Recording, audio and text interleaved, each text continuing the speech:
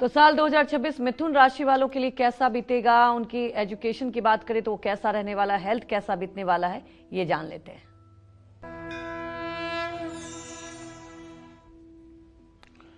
साल 2026 मिथुन राशि के जातकों के सेहत के लिए औसत से बेहतर हो सकता है। देखिए, मिथुन राशि के जातकों के शरीर भाव का स्वामी बुध होता है और इनके रोग भाव का स्वामी मंगल होता है। 2 जून तक बृहस्पति लग्न भाव में रहेंगे। मिथुन राशि वालों की एक कमी बताऊं आपको, ये बीमारी को भी छिपाते हैं। अगर इन्हें बीमारी हो गई तो उसे भी अंदर ही अंदर घुटते रहेंगे, सहते रहेंगे, लेकिन जल्दी बताएंगे नहीं।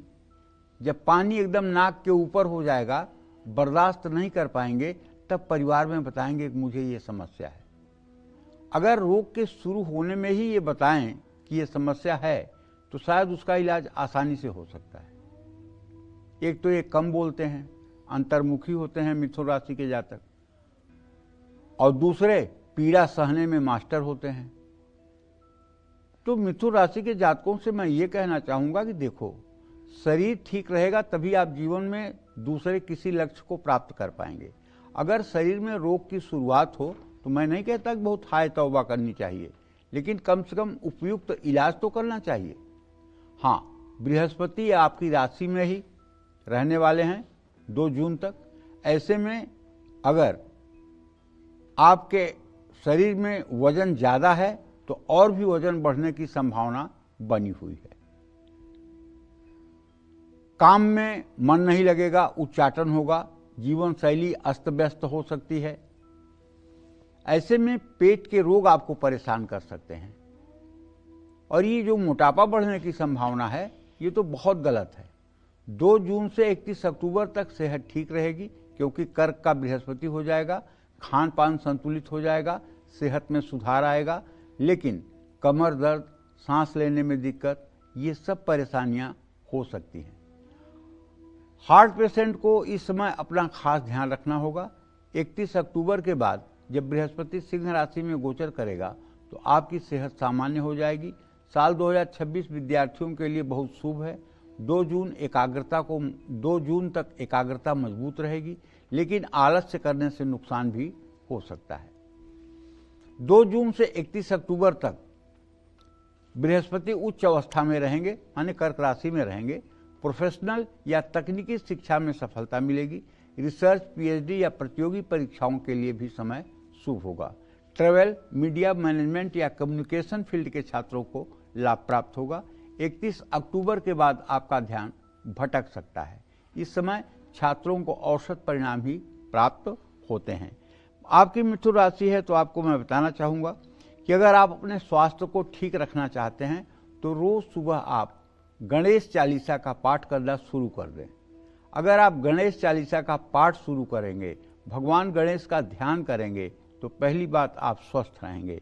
दूसरी बात, यदि आप अपने शिक्षा में निखार चाहते हैं, शिक्षा में चमक चाहते हैं, तो आपको एक ब्रह्मास्त्र उपाय बताता हूँ। वो ब्रह्मास्त्र उपाय ये है कि आप कम से कम 10 माला ओम ऐं सरस्वत्यै नमः, ये सरस्वती का बीज मंत्र है। ऐं बाणी बीज है, ये सरस्वती का बीज मंत्र है।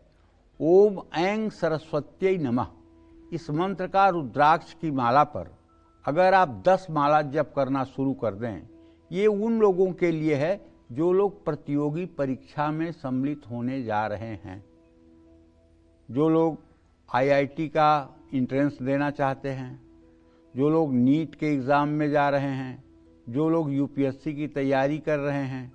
उन सभी लोगों के लिए मेरा कहना है कि अपने घर में एक वीणा वादिनी माँ सरस्वती का चित्र लगाइए। चित्र ऐसा हो कि उनकी फेस पश्चिम दिशा में हो, आपका फेस पूर्व दिशा में हो सके तो रोज 1-2 फूल उनके चरणों में चढ़ाइए। हो सके तो दिया भी जला दीजिए, चाहे वो पूजा स्थान में न भी रखी हूँ, आपके स्टडी रूम में हो तब भी।